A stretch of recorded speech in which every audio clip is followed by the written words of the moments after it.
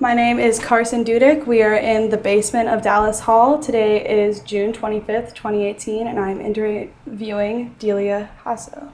Okay, so let's begin. Where were you born? I was born in Dallas, Texas. And when were you born? July 30th, 1954. Okay. What was your neighborhood like? My neighborhood was, in those days, very, very predominantly white. We were only 5 Hispanic families in my neighborhood. I grew up in Oak Cliff. And Oak Cliff in those years was still very, very white, predominantly white dominated. My neighborhood, we went to each other's houses. Many of the friends that I had back then are still friends, and we remember going to each other's houses and having slumber parties. My father used to gather the groups in the backyard and talk about ghost stories. So those are some of the things that I grew up with and still remember. So will you tell us about your family? My family includes, today, current day, it's just my mother who just turned 90. An older brother passed away about 40 years ago. Then my older sister, lives in Glen Heights. She's older than me. Then myself, I live here in Dallas in the Oak Cliff area. And my next to youngest sister is Bertha Galan. She is married and lives in Grand Prairie. My next sister is Irene DeLeon, and Irene Smith. She lives in Oak Cliff also. And then my youngest brother, Rick DeLeon, lives in, I believe they live in Frisco. Oh, big family. Yeah, it is. There were 4 girls and 2 boys. So what was a normal day at home like for you? Normal day at home, depending on the year, when we were all there, was really, Mom cooking dinner. She still made tortillas at that time. We could still count on her for homemade tortillas. We always had dinner every night. My dad was a welder, so he worked full time. My mother was a housewife, so she took care of the home.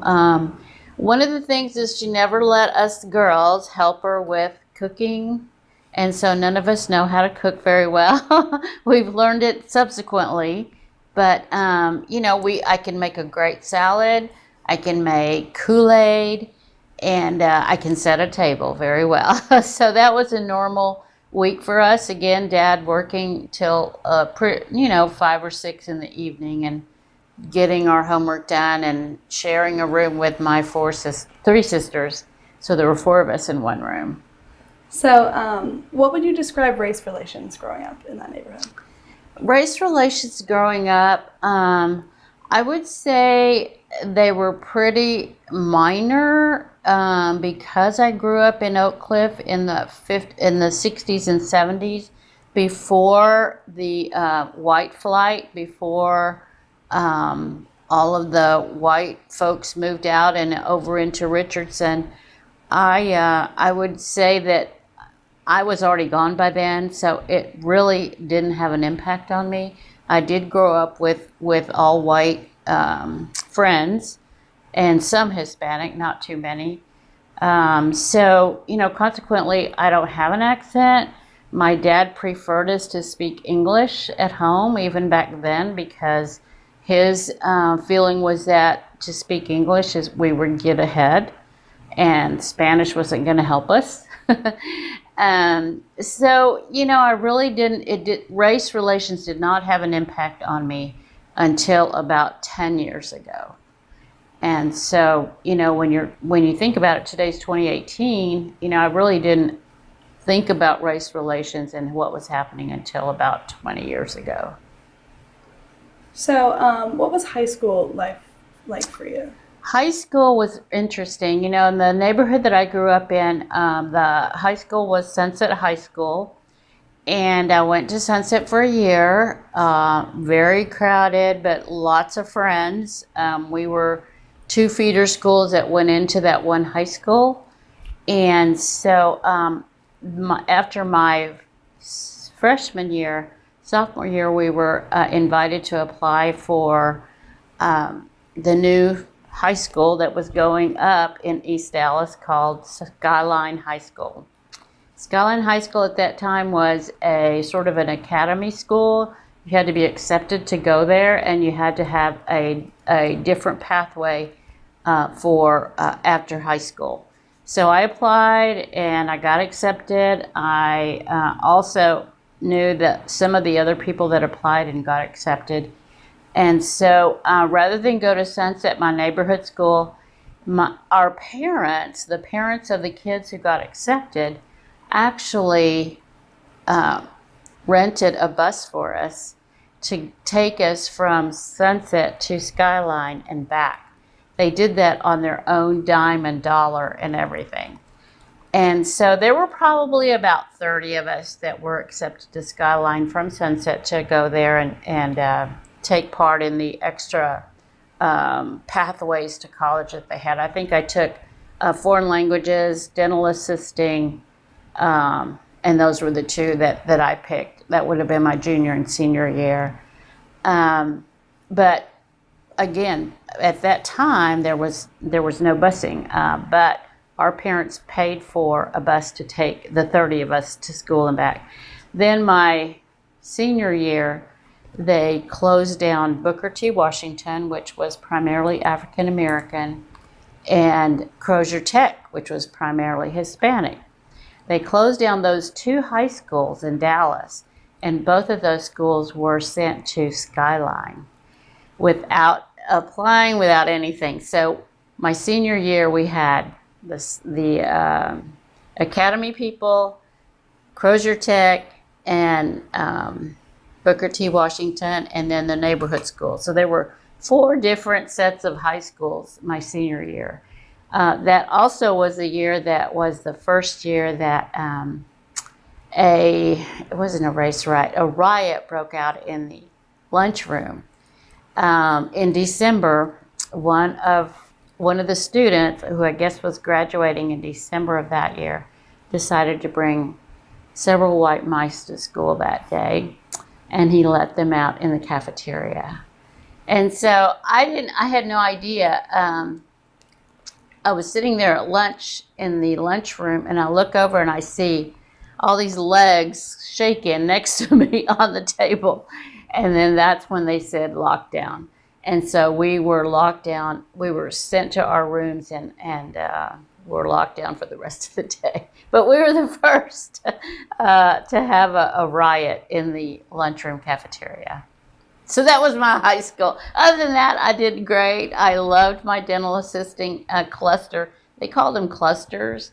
My foreign languages cluster, I can still see that the professor, very upright and very involved in his language skills. And so I took his cluster, and then I went on to apply to SMU. Did you do any extracurriculars in high school? Because we were bused back and forth, it was very difficult to be in an extracurricular. I did sing in the choir at church, and that choir took us on a tour from Dallas to DC, where we stayed in people's homes and sang in the choir at the church. So that took we did about 5 or 6 stops before we finally got to DC. But extracurricular in school was really difficult if you were being bused back and forth. The clusters were, probably the extracurricular part. So that was interesting. So senior year, when the other 2 local schools closed, yeah. How was the Latinx presence? Was it greater in there than you were used to? Much greater. Crozier Tech was primarily Hispanic. They lived in East Dallas and back then the southern parts of North Dallas. So it was very, very much more Hispanic. And that was good, but I didn't know anybody on that school side, so I didn't meet anyone from Crozier Tech. They have reunions now that I go to because I'm an ex-council member, but I didn't get to meet any of the Hispanic students. So what prompted you to choose SMU? It was really interesting because some of my friends in the dental cluster were going to Stephen F. Austin. So I had no idea what college was or applying. I just thought the name was really neat. So I wanted to go to Stephen F. Austin for the name. And interesting that somehow the Hispanic outreach coordinator that they had at SMU, I don't think they have him anymore. He was don't want to say family friend, but he knew the Hispanic community very well. His parents owned a funeral home, and he didn't want to be in that business, so he was here at SMU. And somehow they must have gotten a hold of gotten copies of my grades or whatever. These are the kids that are graduating from, Skyline, you should take a look at them. So he reached out to me and said, where are you going to college? And, I said, well, I think Stephen F. Austin. Oh, no, you got to go to SMU. Let me show you. So he showed me the brochures and everything. He said, are you interested? I said, yeah. And so I said, but my parents don't know what papers to fill out or anything. At that time it was a FAFSA. Well, I guess it's still FAFSA. So he goes, don't worry. He goes, I'll go to your parents' house. I'll help them fill out the paperwork. And that's what he did. And that's how I ended up at SMU. If it wasn't for the outreach coordinator there, and he was really doing his job. He told my parents, she doesn't need to go to Stephen F. Austin. It's far away. She doesn't know what college is. Let her be here where you can still, he said she can still live on campus, but y'all can come see her and she'll have you close by. So if it wasn't for the Hispanic outreach coordinator at the time, his name is, last name's Gonzalez, his brother's Albert. But anyway, he went back to the funeral business after that. But if it wasn't for a really dedicated, I think, Hispanic outreach person who is looking out for who was at that time looking out for Hispanics graduating from high school who had a high GPA, and obviously I had the clusters on my resume and all that. If it wasn't for him, I don't think I'd end up here. Really? So they need to do more of that. Yeah. So did you always want to be involved in politics? Yeah, coming to my adult life. Actually, I ran for vice president here at SMU, but some rich white guy beat me. Anyway, and we did have an SMU Hispanic group at that time. That was in 75, I want to say, or 74. But when I graduated from Skyline and I went out into the workforce, I really was apolitical. The biggest thing that changed me was when I met my husband, who was always in politics, worked for the, ACLU, he did, census work, everything. So when I met him in 1988, 89, is when I really got active. I understood what politics was. I understood the ramifications. And, he ran for state rep in Oak Cliff at the time and lost, but it was my big toe into the water of politics in 1989. And then in 2009, I ran for city council. So, I had a good 20 years of really trying to understand it.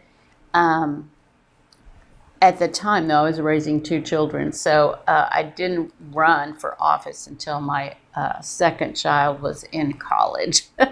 She graduated from Bishop Lynch High School. So, what was SMU's reputation among the Latinx community? When I was here, the reputation was definitely rich white students. In fact, I went to school. Had classes with, the daughters of senators, the daughters of, congressional people, very wealthy patrons. But although I didn't know that at the time, when I look back and I think, okay, I went to school with her, and you couldn't have told really that they were different than us Hispanics, because we came from very meager backgrounds. I guess the flavor here at SMU as a Latino back in the 70s, it was very minimal towards Hispanics. We really didn't have a lot of Hispanics in public office in Dallas. So that sort of, kind of closed another door, because Hispanics weren't involved in politics really at that time. And so, we had our little group, and we had our advisor who was also Hispanic. We did things, we did campouts and we did dances and things like that. But to really make a difference, we were not involved in the politics of it all. And that's what I regret. So how welcoming was the school when you first arrived? I wouldn't say it was anything more than, hi, here's, where's your payment, here's your books, and, here's your schedule. So it wasn't very. So did you live on campus? I did. Oh. I did all 4 years. Do you have roommates? I did. My freshman year, I lived in, the dorm, very first dorm when you drive into the campus. McElvain? No. Even closer to where the Meadows is. Momac, Cockrell, McElvain. Cockrell. I lived in Cockrell Hall, and just like every other floor, our floor was a team. We named ourselves something really bad. I think it was Cox or something. COCKS. But I got to know the people on my floor, and our RA was real important then too. And I did some of the things with the dorm. So yeah, college life for me was much different than the commuters because I was on campus. My second year, I lived in my sophomore year. I lived in what they would call now, I think they've been torn down now, but it was an apartment sort of with 4 girl roommates. And I still remember Barb Bodiger. Her dad was the commander of the what's it called, the guys who are over all the 4 branches of military. What's his? Oh, I know what you're talking about. Yeah, I don't know what it's called. he was that was her dad, and she lived in D.C. Oh. I mean, her home was in D.C., but she was my roommate, and just a sweet girl. We got paired up because we were interested in living in a off-campus apartment, which really was on campus. We cooked meals together, did all sorts of things together. And then junior year, I did live in, what's the one across from the Student Center? McElvain? McElvain, yeah. I lived in McElvain my junior year. And that year, I only had one roommate. And her dad was president of, is it Boeing? Yeah, Boeing. So she would go through her closets, when the season was over, and take everything out. I don't know what she did with it. And then she would put in her new season clothes. And of course, I had the same stuff all year long. Very interesting roommate. And then my senior year, I think I lived in McElvain too. And that must not have been eventful because I met a guy. So I kind of lived off and on at McElvain. So was it an overall positive experience? I think so. I think looking back and remembering all the fun things, I'm sure there was racial discrimination, but I didn't feel it. And I don't know if that's because I don't have an accent and I'm not as dark as most Hispanics or some Hispanic. I'm a light-skinned Hispanic, so I think people didn't know which way I was. So I didn't feel it, I think. But Again, had we been more politically involved as a group, this Hispanic group on campus, I think we would have addressed some of the social issues, meaning that, even though there's not many of us, we still have needs, and, you should address some of these needs. And not that it's changed 30 years later, or how many years, 50 years later, because I graduated in 76. So were you involved in any way on campus? Yeah, I ran for, we had a great advisor to the Hispanic Alumni group. In those years, we were called Los Chicanos de SMU. Los Chicanos de SMU.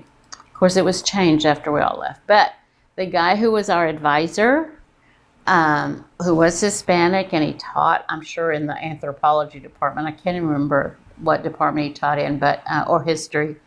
And I can't remember his name. I think his last name was Garza. He was a real rebel, and so when he said, hey, they're having nominations for school officers because you're going to run. So I said, okay, and I guess he picked me because I didn't look so Hispanic. So I said, okay. So I ran for vice president of student council. And of course, the very last minute, one of the rich white guys put his name in there, and so I lost. But otherwise, I was involved in really the Hispanic group, meeting people through that. I think at one point we teamed up with the Hispanic law students, so we got to know the law students and did some events together. So what was that, what your social life was based off of? Yeah, at that time. Yeah, my freshman, sophomore year, I didn't know any Hispanics. And then junior and senior year, when I got into the group, it really was based on the group, whatever the group was doing. So could you walk me through a typical day as a student here? As a student? Yeah. I recall the off-campus housing, which really was on campus. We would get up and somebody would make breakfast, or we'd have cereal, and then go on to our classes. And usually classes started at 8, because that was like the best class was at 8 o'clock always. Have a couple classes and then do lunch. And of course, since I had a meal pass, I would do lunch here and usually meet up with some of my friends from either the campus or the group. But that's really about it. I mean, my parents would come every now and then if I needed money, or sometimes they'd bring me tacos. Not that I was a big taco eater, because I wasn't, but they'd definitely bring me money. So what was your most memorable experience as a student here? My most memorable experience as a student here, other than social, it was really during that time, our little Hispanic group with this rebel advisor had brought some of the theater groups from California who were doing things very innovative on, how Hispanics were treated and so forth. And he brought them here to this campus. We were in front of Dallas Hall in the lawn there, and it was called Teatro Campesino. And if you look that up, it's crazy. The guy's a filmmaker now. He's gotten really rich, the guy who started Teatro Campesino. But we brought people like that in those years that I was here. And I don't think that's happened. I don't know who they've brought on campus that would have been so independent. I don't want to say rebellious. I want to say indie, on the Hispanic side. But Teatro Campesino, Teatrecampesino. The guy's a rich filmmaker now in Hollywood, but we had him here at doing Teatro Campesino. So How well did you feel that the Latinx community was represented at SMU? How well did I feel? Everybody was represented. Oh, at SMU? Horribly. We had no representation, really. The only time was when, like I said, we had that great advisor who was a professor here who pushed us farther and farther, than our comfort zone, but it stopped when he left. Did that have an effect on you? No, because he was still here when I left, but I think after I graduated, he stayed on for about a year or two, and then he moved on. So what was your major when you were here? Journalism. And was there a lot of diversity in that major? Nope. I maybe could count one or two blacks, and myself as a Hispanic, maybe one other Hispanic, but that would be it out of, a class of, 50 or 100 at that time. But no, there weren't. I wish that I would have done more in journalism because, I think now it's a very lucrative position for young reporters to go into television reporting. But, I did get to do, I remember I did an article for the very first women's newsletter here on campus, and I can't recall what it's called, but y'all still have it now. It's grown into this huge department now, women's studies. But the very first few professors that were involved with women's studies actually had a newsletter on campus, and I wrote an article for that. I think that was the only thing I did in journalism the whole time. So in that department, did you ever feel that you were seen differently by the other students or the faculty members? In women's studies or in journalism? In journalism. No, I don't feel I was seen as different. I think that the coaxing and the coaching and the guidance was not there. I think it probably was there for other students. Nancy Crew, Kruh, is now one of the in New York. Dateline, NBC, she does all those now.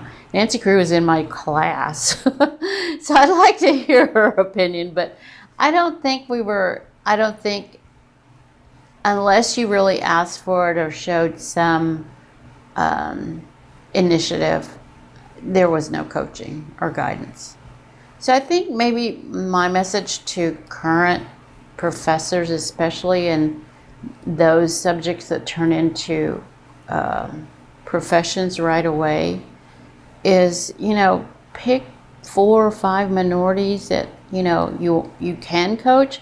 If they don't want it, then fine, don't do it. But we're not going to be the ones that come up to you and say, coach me. The Hispanic culture is more of a inward culture. And that's one thing I've learned, to just say what I feel and say it out loud, because it doesn't matter anymore. People are going to do that anyway. So I think that's the main thing is for students now, especially, I've been working with some of the Hispanic students here at SMU, and I let them know to say it. Say whatever they feel. Ask whatever you want. Say what you need to say, because if you don't do it, nobody else will. And I wish someone had said that to me when I was that age. So, how did you feel about finally graduating from here? Honestly, it was not it was an accomplishment, but I didn't feel like the world was open.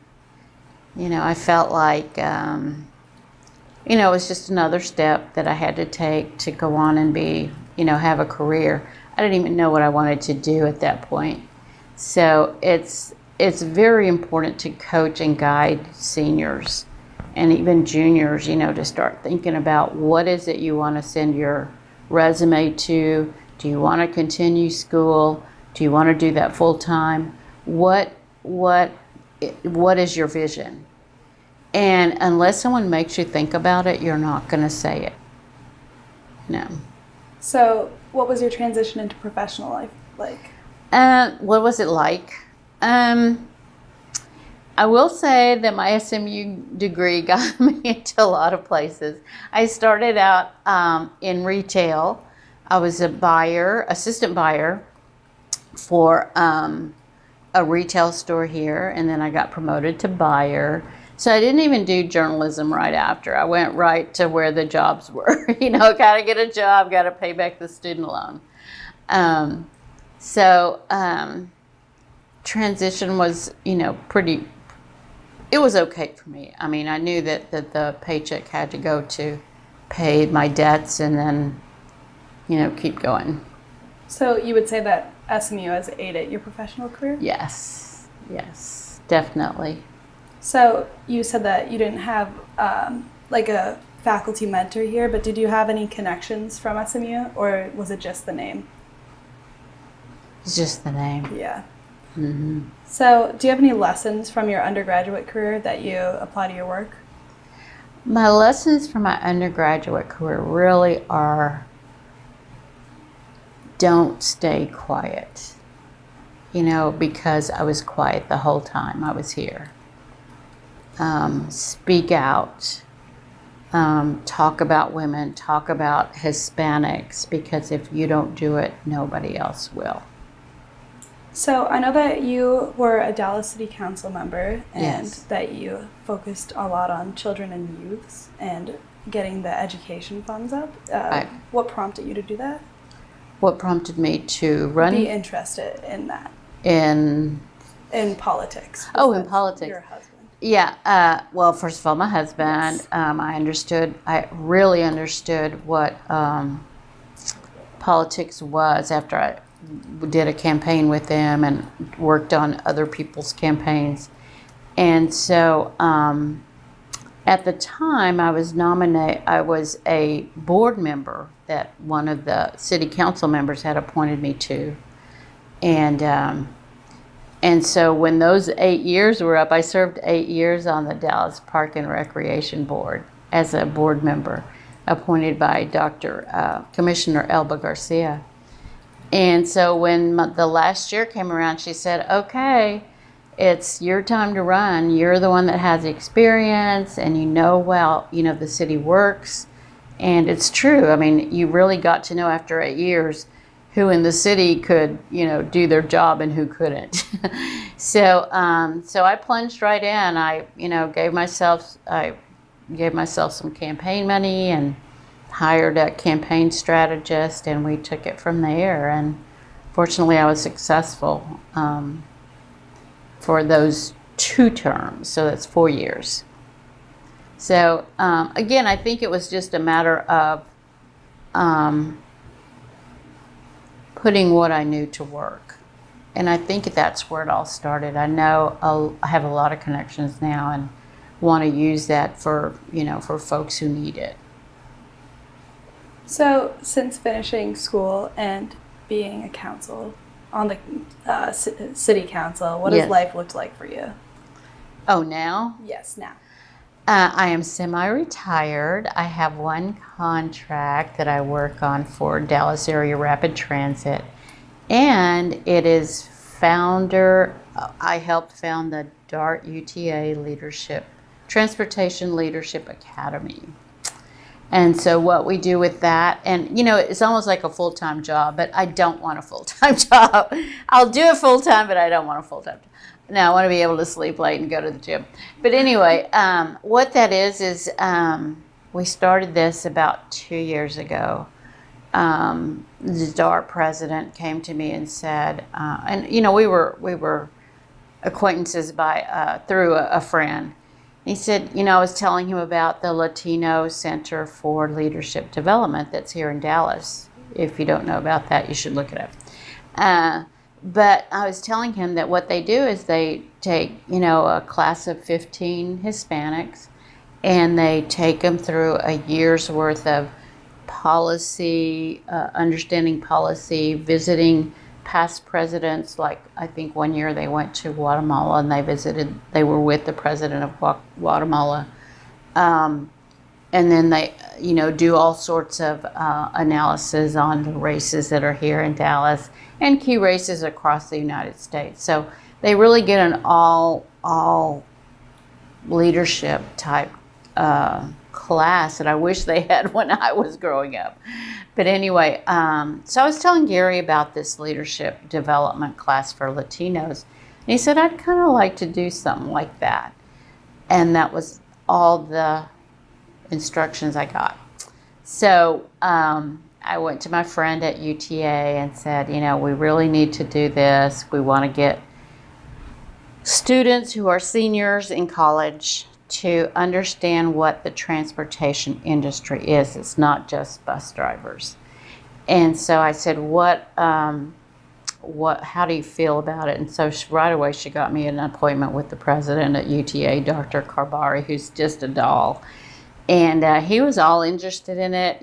I think this type of program, colleges should be very interested in it. But so he said, the only thing is, I give you access to all my students, but we really need a scholarship for each one you plan to take through this academy.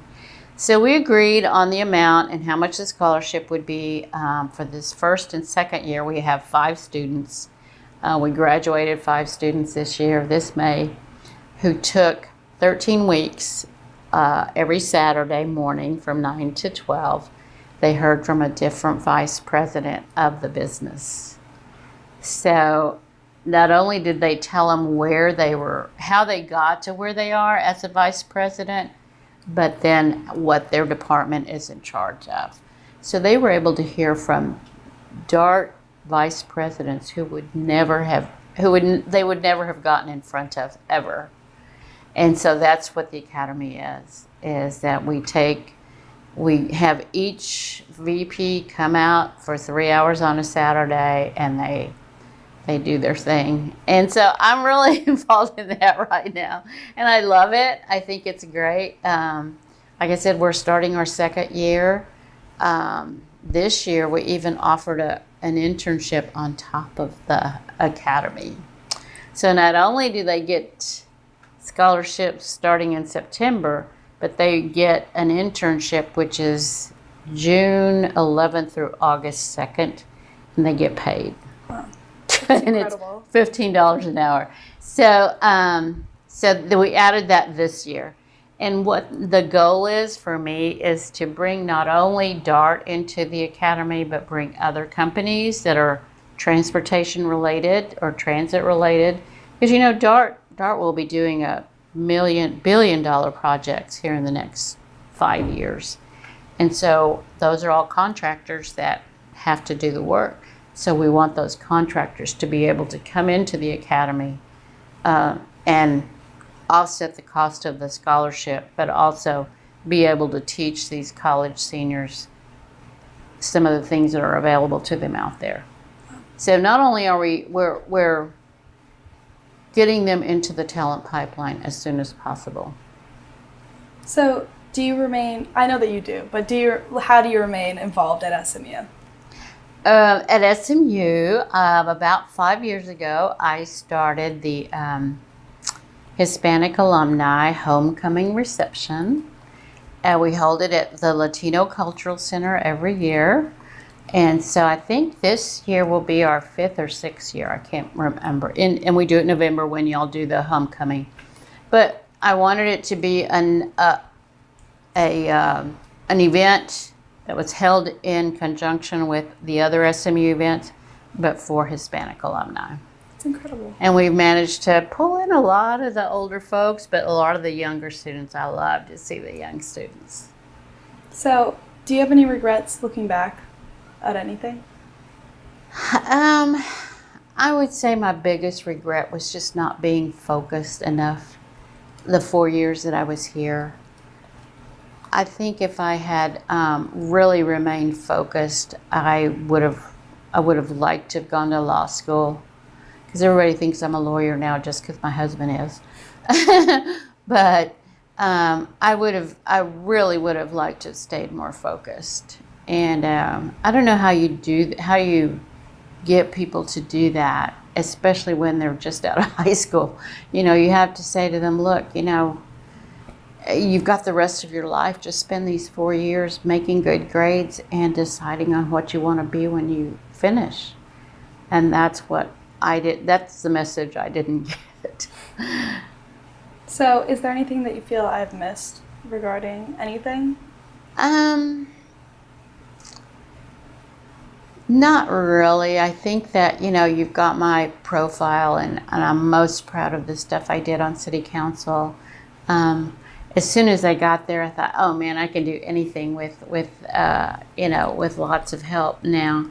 But I started the Graffiti Wipeout Conference, which doesn't happen anymore. So you see a lot of graffiti in Dallas. I started the Dallas Loves Animals group. It was people who were caring about what's happening in Dallas Animal Services. We got the other council people involved with their own little baseball cards, saying, I have this animal and I support Dallas Animal Services. They needed lots more money and lots more support. And that's kind of grown a little bit now with my, the guy who came in after me. He decided he kept that because he had to. So I started those two, and what was the other one? The Graffiti Wipeout, I think, was the best. We had some Dallas Cowboys come in and talk to students at an elementary schools in Oak Cliff. That was fun. It's incredible. Okay. I think that's it. Thank you so much. That was incredible.